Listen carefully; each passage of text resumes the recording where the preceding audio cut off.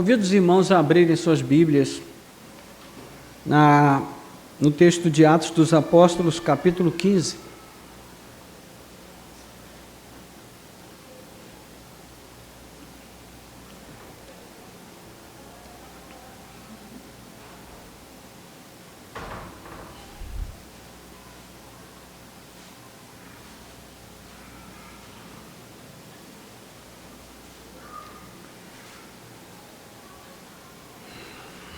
Atos, capítulo 15, verso 36 a 41.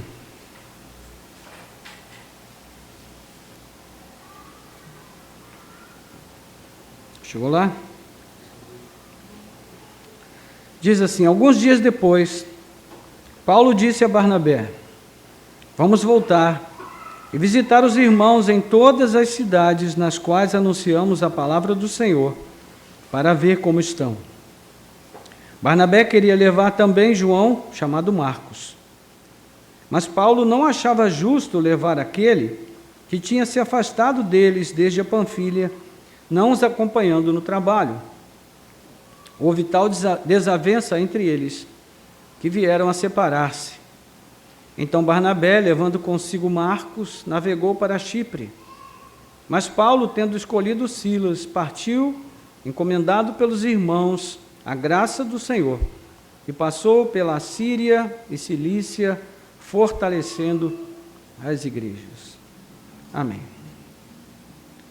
Vamos orar? Nosso Deus e Pai, graças te damos pela Tua palavra, pelo privilégio de tê-la aberta diante de nós mais uma vez. Bendito seja o Teu nome, porque o Senhor é bom. Na Tua misericórdia esperamos, na Tua graça confiamos. E cremos que o Senhor ainda fala aos nossos corações, a Tua palavra ainda, ó Deus, fala claramente, ela ensina, ela instrui, ela exorta, ela consola. Então que nessa noite ela possa cumprir todo o propósito para o qual o Senhor a designou em nossos corações. Queremos abrir, Senhor, as nossas mentes, nossos corações para receber a Tua palavra. Que seja uma terra frutífera, que ela seja capaz de receber a boa semente e dar os frutos que o Senhor espera que elas possam dar. Nós te pedimos e te agradecemos, em nome de Jesus. Amém.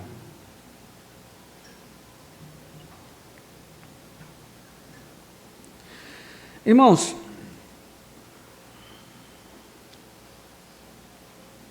esse último ano, esse ano passado, recentemente passado, eu tive a oportunidade de ler muitos bons livros. E muitos deles falavam sobre temas que são muito inquietantes, porque são livros que nos desafiam. Mas tem um que eu queria ler há muito tempo, e eu não tinha comprado ainda, então pedi de amigo oculto. E recebi o presente, o livro que eu pedi, mas ainda não consegui ler, porque a minha filha pulou na frente e pegou para ler. E ela acabou vindo aqui esses dias e levou para o Rio para terminar de ler o livro. Mas eu cheguei a ler pelo menos a sinopse, então fiquei com aquele gostinho, né? Esperando agora que o livro volte para poder começar a ler. E esse livro fala sobre os pecados de estimação que nós temos. São aqueles pecados que nós consideramos relativamente, não relativamente, mas a gente entende que esses pecados não são tão graves.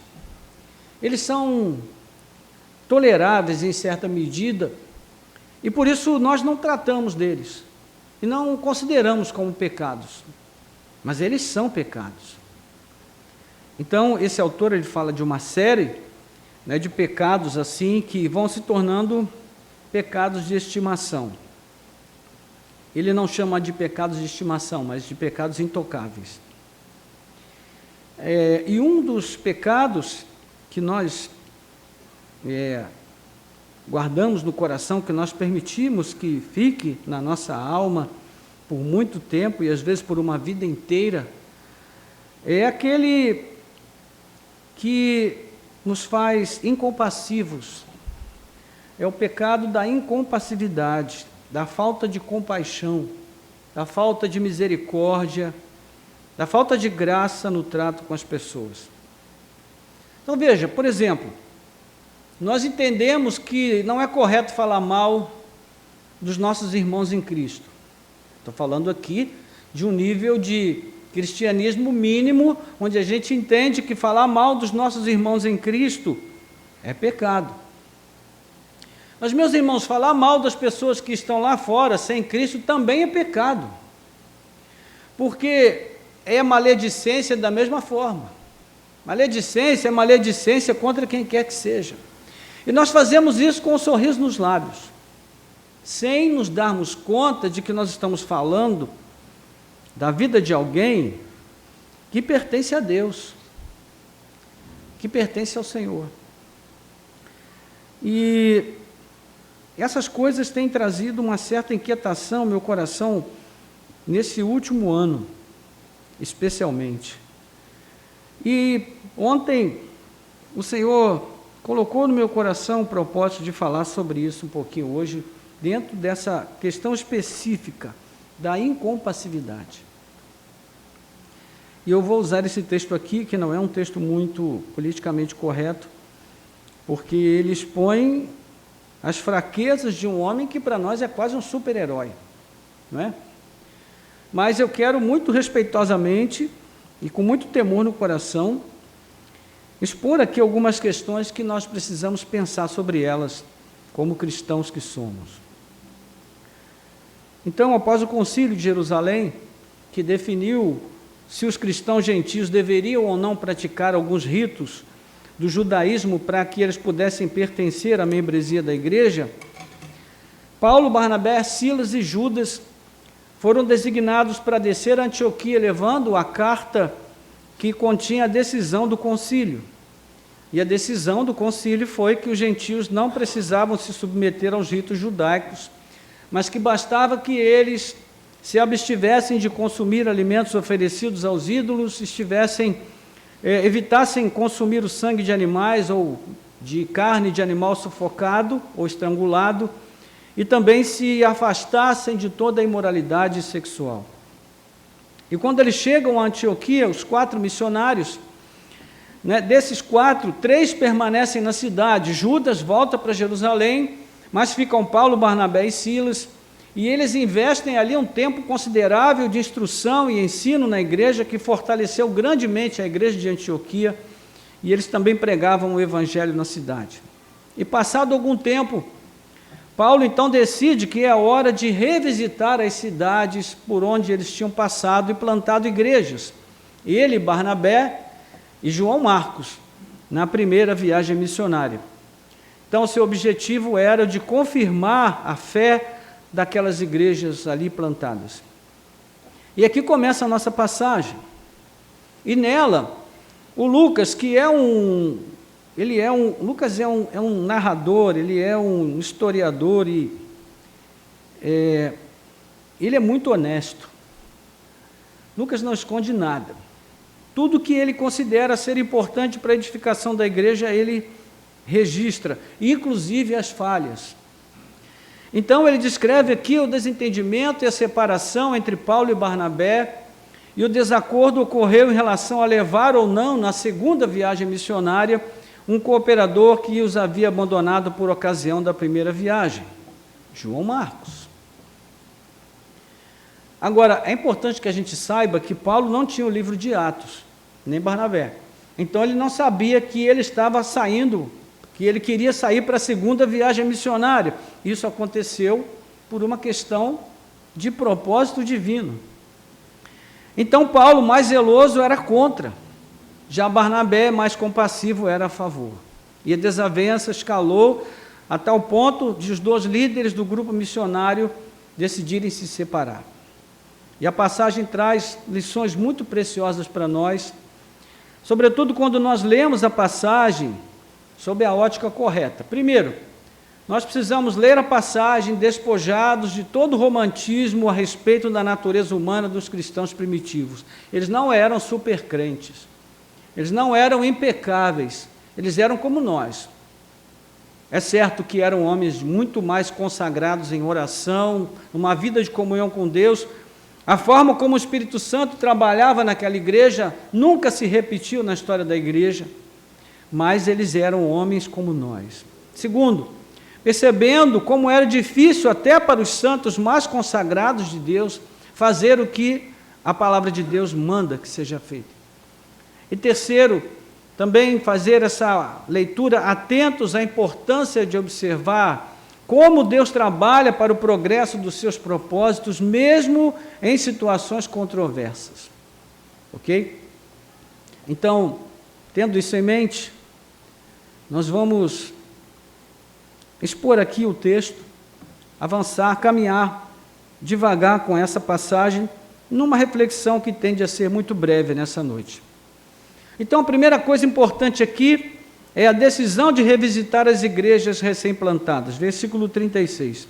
Alguns dias depois, Paulo disse a Barnabé: vamos voltar e visitar os irmãos em todas as cidades nas quais anunciamos a palavra do Senhor, para ver como estão. Paulo e Barnabé eram companheiros de longa data na missão. E não foi à toa que eles decidiram sair para começar aquela jornada missionária juntos. Eles formaram uma dupla extraordinária, criaram uma grande amizade, daqui a pouco nós vamos falar um pouco sobre isso.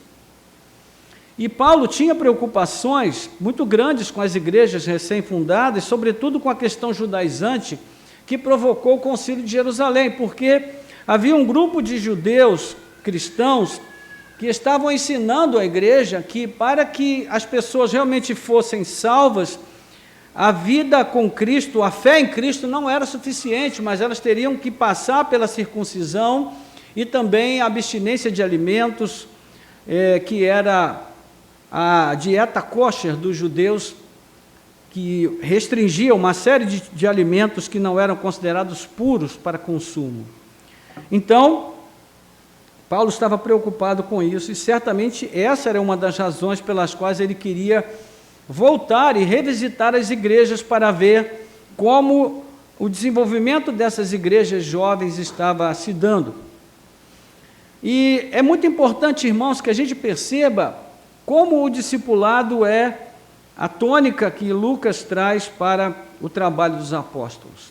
O discipulado é um instrumento de consolidação dos cristãos. Nós tínhamos um modelo até alguns anos, especialmente nos séculos 18 e 19, que tinha por base a evangelização em massa, não é? Tinha aqueles galpões enormes, aquelas cruzadas evangelísticas, e as pessoas levantavam a mão para Cristo na hora do apelo e elas iam à frente. Mas a maioria daquelas pessoas, com o tempo, acabava se perdendo, porque não havia um trabalho continuado para que elas pudessem aprender o que era realmente a fé. E a igreja primitiva tinha alguns, especialmente Paulo, tinham essa preocupação de discipular a igreja. Então, veja, um cristão não nasce pronto. Ele começa dando um passo de fé em relação a Cristo, sem saber ao certo o que ele estava fazendo. Eu tenho certeza que o dia que você entregou sua vida a Jesus, você não tinha muita noção do que você estava fazendo. Você deu um passo de fé, e com o tempo você foi aprendendo o que significava ser cristão, e a gente vai aprendendo isso a vida inteira, irmãos. Por isso, duas coisas são importantes. Primeiro, nós precisamos de alguém que nos instrua, nós precisamos receber a instrução. E segundo, nós precisamos desejar e amar a instrução como forma de crescer, de desenvolver, de progredir na nossa fé. O apóstolo Paulo vai falar isso na carta aos Filipenses, no capítulo 2, ele diz: desenvolvam a vossa vocação, a vossa salvação com temor e tremor. Ou seja, a fé cristã, a nossa vida com Deus, a nossa salvação, ela precisa ser desenvolvida. Né? E nós, lendo as cartas, nós vamos perceber que a salvação é um processo dinâmico nas nossas vidas. Então, de um certo modo, nós somos salvos. Por outro lado, nós estamos sendo salvos e ainda nós seremos salvos definitivamente na vinda de Jesus. Então, nós precisamos trabalhar para que isso realmente se consolide em nossas vidas dia após dia, porque ninguém nasce pronto, irmãos, no reino de Deus. Todos nós precisamos crescer e sempre precisamos crescer. Independente da idade que tenhamos, nós precisamos crescer. Então, esse é o primeiro ponto. Paulo queria, mais uma vez, sair para visitar as igrejas para ver como estavam, para verificar em que ponto estava o seu crescimento, o seu desenvolvimento na fé. E é aqui que acontece o desacordo, versos 37 e 38. Barnabé queria levar também João, chamado Marcos. Mas Paulo não achava justo levar aquele que tinha se afastado deles desde a Panfilha, não os acompanhando no trabalho. É interessante que quando a gente ouve falar de santos, nós pensamos que santos são santinhos, né? Mas, meus irmãos, os santos não são santinhos. Nem os santos da igreja primitiva eram santinhos. Todos eles tinham suas limitações. Não é à toa que havia desacordo entre eles em muitos momentos. Nós vamos lendo ali a carta de Paulo aos Gálatas e logo no começo nós vemos uma querela entre Paulo e Pedro, quando Paulo chama Pedro e repreende ele, dizendo: olha, você é uma pessoa de comportamento ambíguo, porque você, quando está com judeus, você quer se comportar como um judeu, quando você está com gentios, você finge que lida bem com eles, que os aceita. Então, como você, que se comporta como um gentio, quer se fazer um judeu? Ou seja, você é uma pessoa de comportamento ambíguo. Você não pode pensar desse jeito, não pode agir assim. E a gente não sabe como terminou aquela história, porque a Bíblia não fala. Mas que ficou um mal-estar, ficou. Não é? Então, os santos, meus irmãos, nunca foram santinhos. Nós temos várias situações e exemplos disso aqui no Novo Testamento. Mas voltando aqui à questão de João Marcos, o ponto, né, que está em questão aqui, o pomo da discórdia, a maçã de ouro aqui foi João Marcos. E nós vemos lá no capítulo 13, versículo 13 de Atos, se você voltar um pouquinho aí você vai ver, que diz que navegando de Pafos, Paulo e seus companheiros viajaram a Perge da Panfilha. João, e aqui João Marcos, porém, deixando-os, voltou para Jerusalém. Mas eles, saindo de Perge, chegaram a Antioquia da Pisídia no sábado, entraram na sinagoga e sentaram-se. Depois da leitura da lei dos profetas, os chefes da sinagoga mandaram dizer-lhes: irmãos, se vocês têm alguma palavra de consolo para o povo, falem. Quando a gente lê esse texto aqui, irmãos, na nossa leitura corrente da Escritura, o que a gente pensa é que João Marcos voltou para Jerusalém e a vida seguiu, porque a narrativa continua, não se fala mais nisso. Mas veja, não foi bem assim. Como a gente costuma dizer hoje, Paulo levou para o coração. Ninguém está sabendo disso por enquanto. Só vai ser sabido lá na frente, quando surge a questão de levar ou não levar João Marcos. Então Paulo, um judeu cristão extremamente zeloso, e ele mesmo dá testemunho dessa tendência na sua veia religiosa. Em Filipenses 3,6, ele diz: olha, eu fui tão zeloso a ponto de perseguir a igreja em extremo, por causa do meu zelo. Mas em Cristo, o mesmo zelo se reverteu em favor da igreja e, sobretudo, no padrão pelo qual ele norteava o seu trato com o Evangelho de Cristo.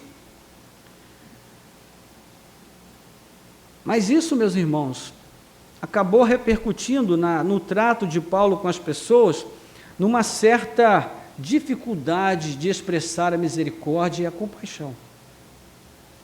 O zelo é uma coisa boa, mas o zelo excessivo se torna pecaminoso, atrapalha. Assim como a falta de zelo, o zelo excessivo também é pecaminoso. Mas a pergunta é, Cristo não havia ensinado bastante sobre o perdão? Quando Pedro perguntou, Senhor, quantas vezes? E ele disse, e Pedro então, já pensando que ia tirar um 10, falou, quantas vezes, Senhor? 70 vezes? 7 vezes? O Senhor falou, não, mas 70 vezes 7. Ou seja, não tem limite. Não tem limite. Jesus não ensinou a andar a segunda milha, e andar a segunda milha não significa dar uma segunda chance.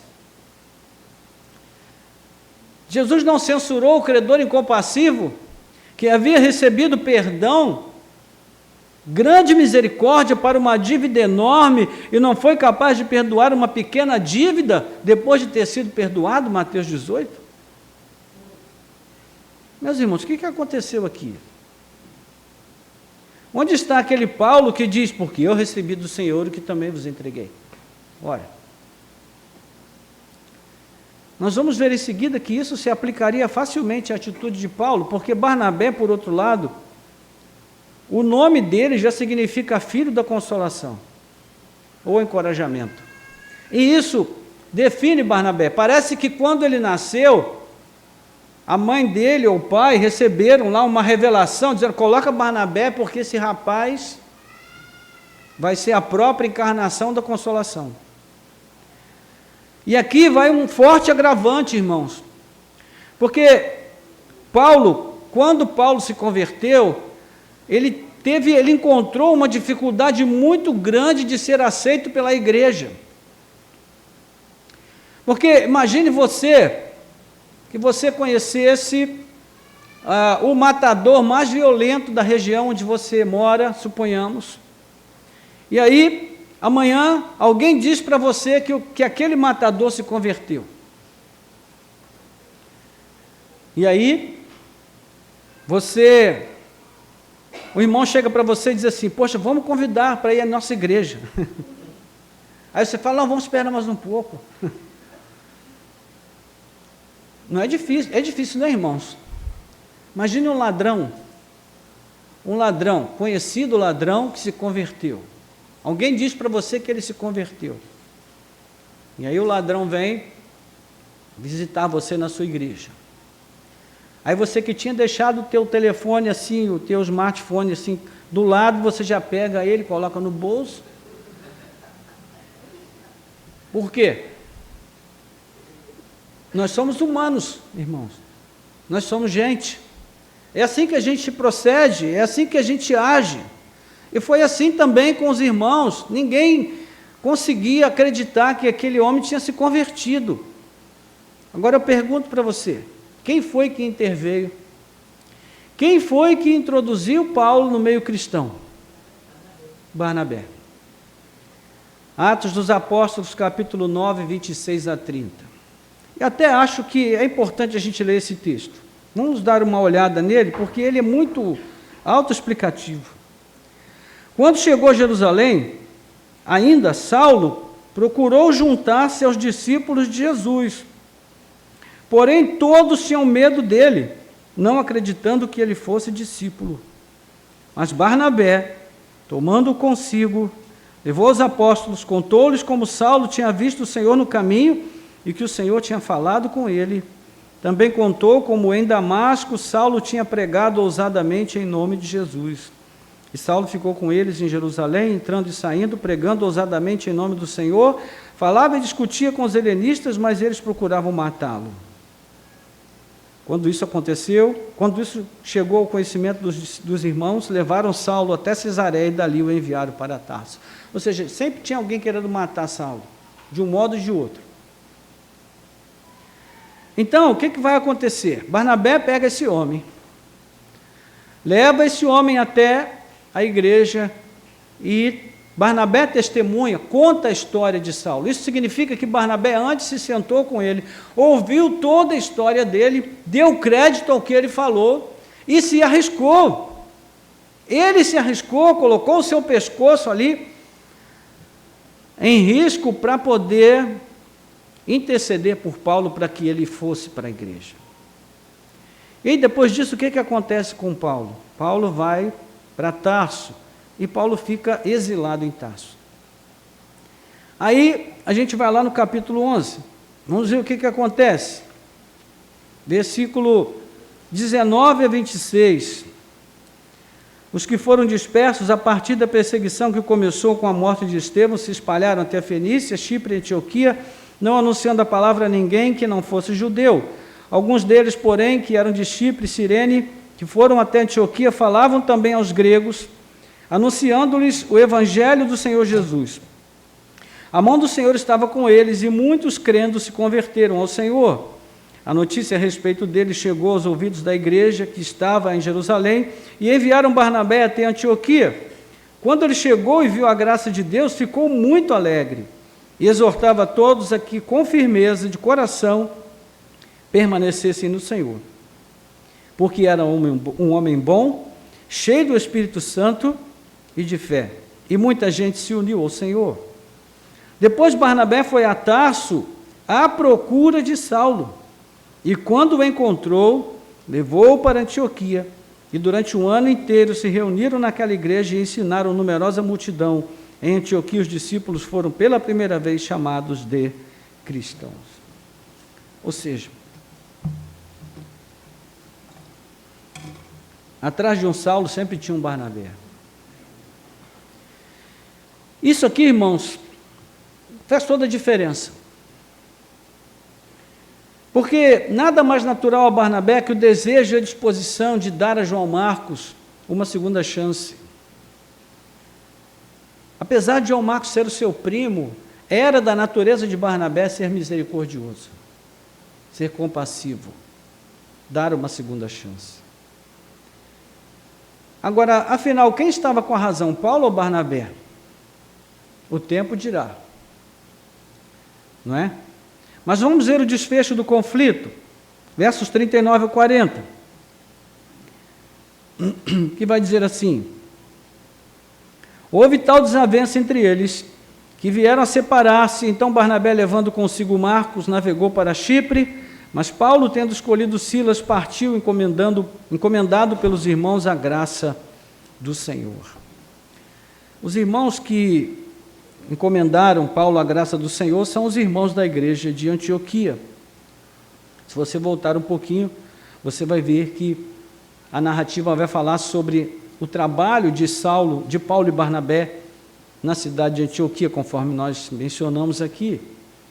Mas a linguagem, ela sugere aqui a alteração de ânimos em níveis bem significativos, irmãos. Nós estamos falando aqui de um bate-boca sério, de um desencontro, de um desentendimento sério.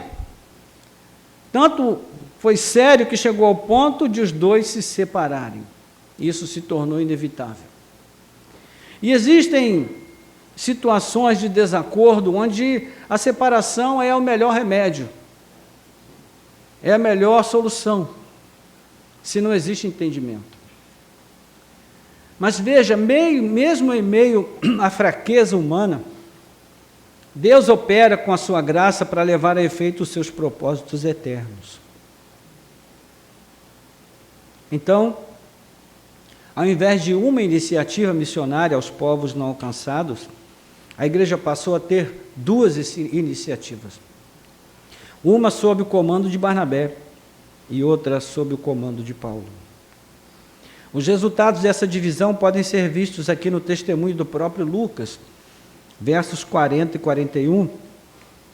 Mas Paulo, tendo escolhido Silas, partiu, encomendado pelos irmãos à graça do Senhor, e passou pela Síria e Cilícia, fortalecendo as igrejas. Quando a gente segue a leitura aí dos versos 1 de capítulo 16, de 1 a 5, nós vamos ver também o resultado disso. E no verso 5 diz assim: assim as igrejas eram fortalecidas na fé e dia a dia aumentavam em número. Dali se originou uma segunda grande jornada missionária que alcançou toda a Europa com o Evangelho. É interessante a gente perceber como Deus opera. Agora, tudo é submetido à prova do tempo. E o tempo provou que a escolha de Barnabé foi a mais acertada, irmãos. João Marcos aproveitou bem a segunda chance que recebeu e se tornou um dos grandes cooperadores da obra missionária liderada pelos apóstolos. Lá no capítulo 4 de Colossenses, versículo 10, já na parte final da carta, Paulo, o mesmo Paulo, ele vai dizer para os irmãos de Colossos: João Marcos vai até vocês, e se ele for, recebam muito bem. Ou seja, o mesmo João Marcos, a quem ele havia rejeitado, que levou a separação entre ele e Barnabé, agora ele está recomendando que ele seja bem recebido pela igreja de Colossos. Alguma coisa aconteceu, irmãos, nesse processo. E foi algo interessante e importante. Mas o mais importante é que nessa instrução, Paulo ele vai falar numa linguagem que dá a entender que João Marcos estava participando com ele como o seu cooperador no momento em que ele estava preso. Vou até ler o texto para você, porque fica mais claro, né? Para a gente entender.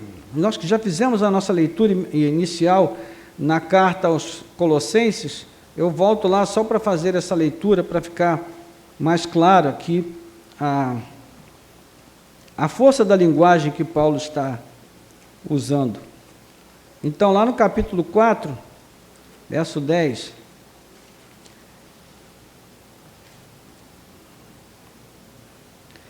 vai dizer assim: Aristarco, que está preso comigo, manda saudações, e também Marcos, primo de Barnabé. A respeito dele, vocês já receberam instruções. Se ele for até aí, recebam-no bem. Não é extraordinário isso, irmãos? Sabe o que isso fala para a gente? Que quando a gente dá a segunda chance para uma pessoa, essa pessoa pode ser restaurada. Ela pode mudar. Isso pode acontecer com qualquer pessoa. Não significa que vai acontecer com todo mundo, mas pode acontecer com qualquer um. Já na segunda carta a Timóteo, capítulo 4, versículo 11, Paulo diz para Timóteo: Timóteo, quando você vier, traga meus livros, minha capa, e traga também João Marcos, porque ele me é muito útil. Não é extraordinário, irmãos? João Marcos, que ele rejeitou lá atrás e disse que não ia levar porque basicamente ele não prestava. E agora ele diz: traga João Marcos, porque ele me é muito útil. Ou seja, uma mudança muito grande ocorreu na vida de João Marcos. Mas tudo isso começou com o quê? A segunda chance. Ele era primo de Barnabé. Mas eu creio que, mesmo que ele não fosse, Barnabé certamente teria dado a ele segunda chance, porque era da sua natureza dar a segunda chance. E a tradição cristã, aliás, antes, também Pedro, na sua primeira carta, no capítulo 5, versículo 13, ele vai também falar de Barnabé, de João Marcos, como um cooperador fiel. Ele diz lá, até com um termo, com uma certa ternura nas suas palavras, aquela que se encontra na Babilônia, também eleita, manda saudações, e o mesmo faz o meu filho Marcos. Palavra muito carinhosa, afetiva de Pedro. Então Marcos se tornou uma bênção, um cooperador valiosíssimo na vida dos apóstolos de um modo geral. E a tradição cristã, agora sim, o considera ainda o autor do Evangelho de Marcos. É pouca coisa, irmãos? A pergunta é, imagine se Barnabé tivesse dito, Paulo, você está certo, Marcos não merece, porque ele, lá atrás, ele roeu as cordas, como a gente costuma dizer. Ele deixou em falta, ele desistiu. Imagine se nós falássemos, se Barnabé e Paulo tivessem falado, como nós falamos muitas vezes, não, comigo é uma vez só. Errou, está fora. A gente não fala isso, irmãos? Principalmente se tiver alguém perto de nós e falar isso, aí a gente fala, eu também sou assim. Às vezes você nem é, mas você fala porque você quer ficar bem, não é?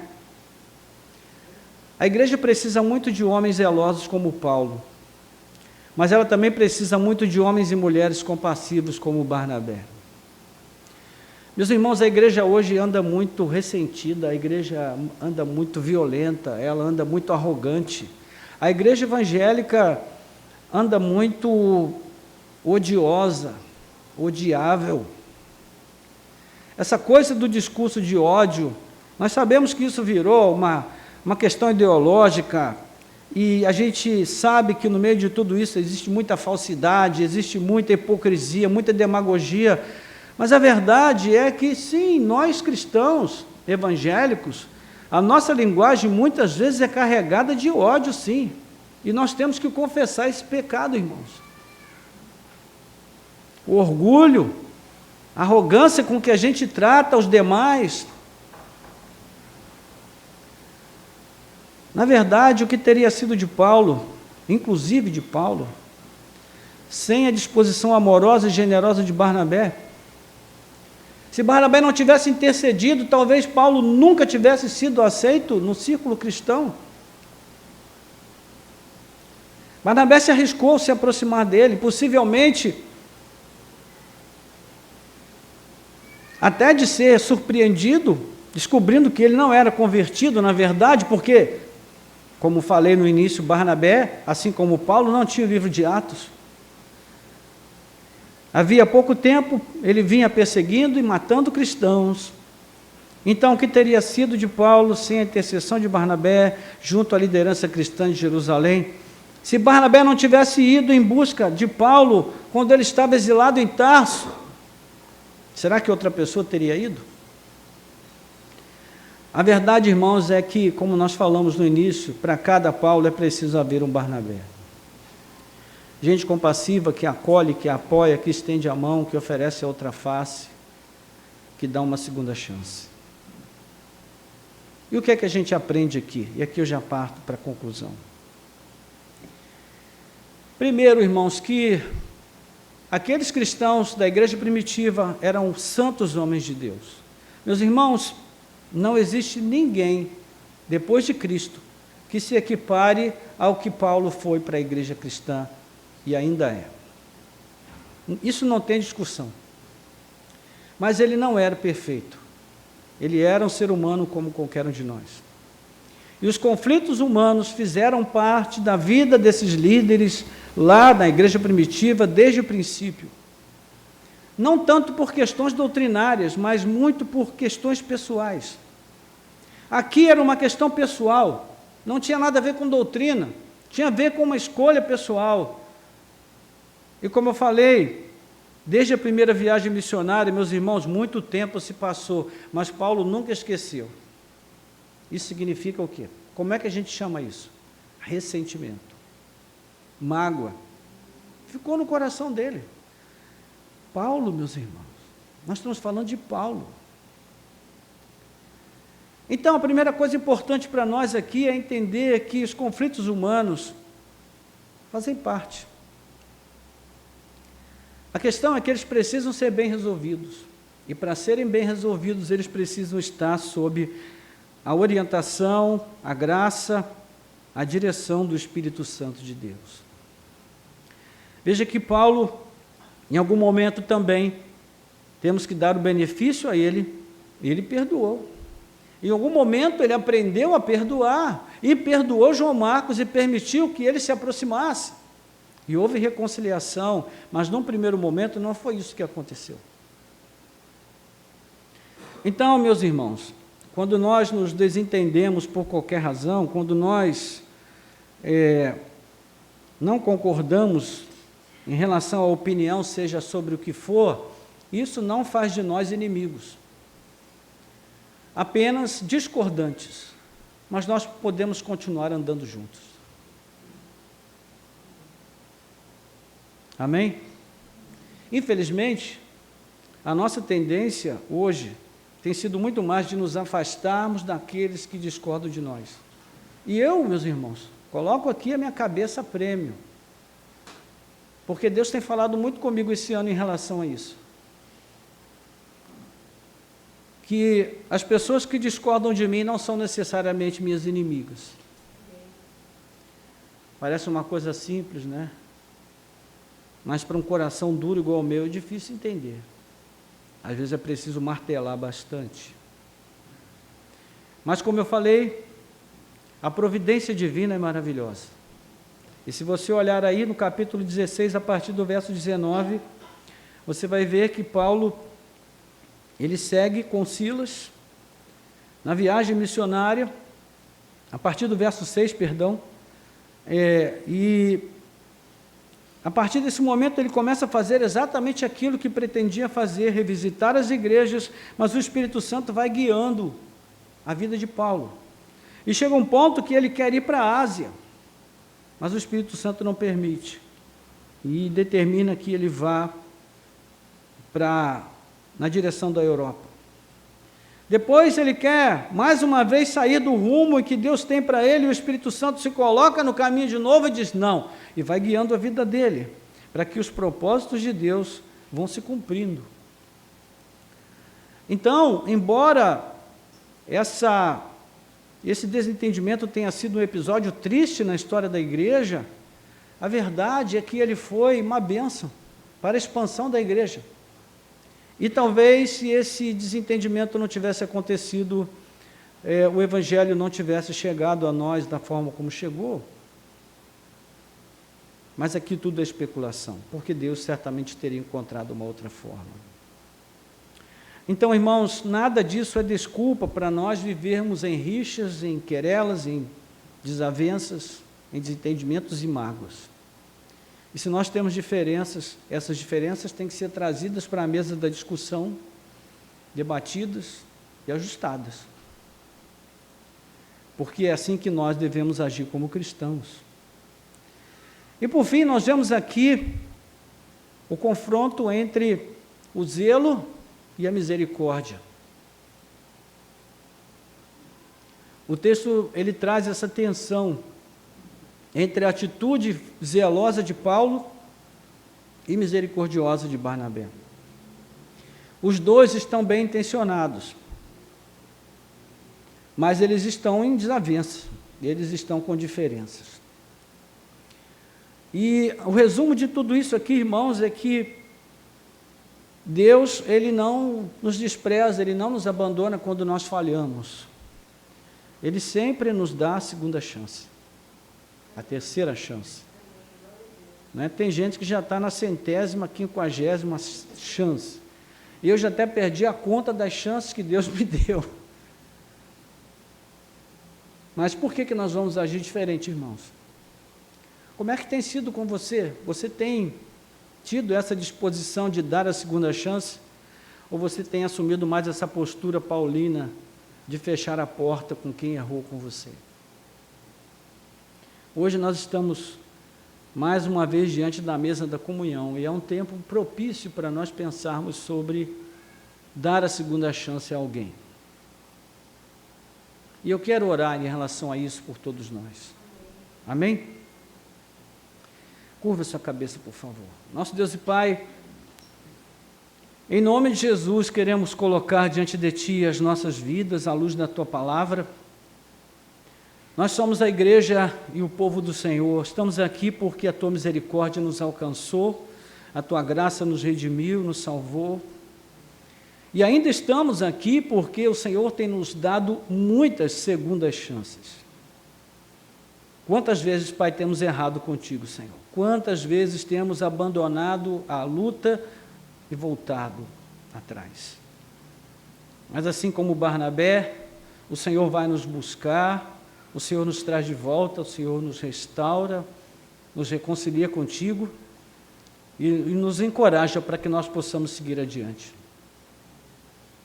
Então, Senhor, dá-nos um coração igualmente compassivo, misericordioso, bondoso, disposto a perdoar, disposto a acolher, a apoiar, a dar a segunda chance, a andar a segunda milha.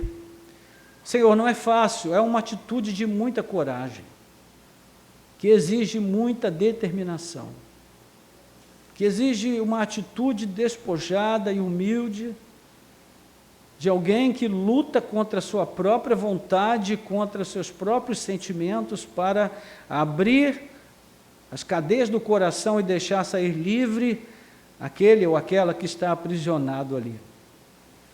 Que essa noite, Pai, seja uma noite de milagres nesse sentido.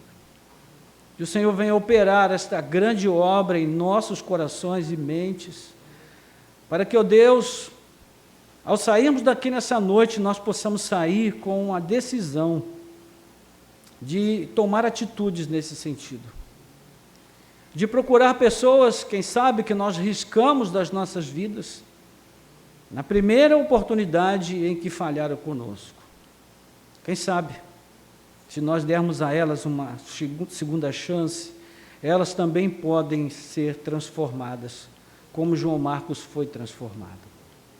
Quem sabe, Senhor, esse perdão, quem sabe essa atitude de graça seja exatamente a porção que é necessária para tocar esse coração, para que ele seja transformado, mudado, e a vida seja restaurada.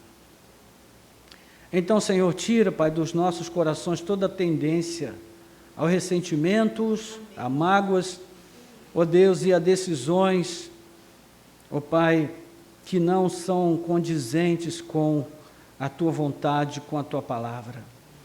Ajuda-nos, Senhor, para que nós não sejamos como o credor incompassivo. O Senhor nos perdoou de uma grande falta. O Senhor nos perdoou de grande culpa, de grande transgressão. Então não deixa, Pai, que nós fiquemos presos a pequenas coisas e que em comparação com o que o Senhor nos perdoou não são nada. E muitas vezes nós ficamos amarrados e deixamos de liberar o perdão, deixamos de dar a segunda chance porque nós somos iludidos na consideração de nós mesmos e começamos a achar que nós somos bons o bastante para, ó Deus, impedir que a atitude compassiva seja oferecida ao outro. Perdoa, Senhor, os nossos pecados nesse sentido. Perdoa os nossos corações incompassivos.